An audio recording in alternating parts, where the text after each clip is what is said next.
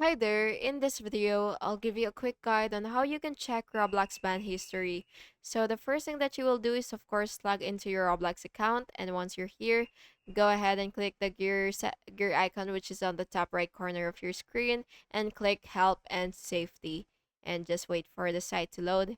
And once you're here, you will just have to click violations and appeals. And then once you're here, you can basically just view any active or past bans, and you will see all the violations that have been made. So yeah, that's basically just it. And by the way, on the official Roblox pages show correct ban history, so you must avoid third-party sites. And yeah, that's basically just it, and I hope you found this video helpful.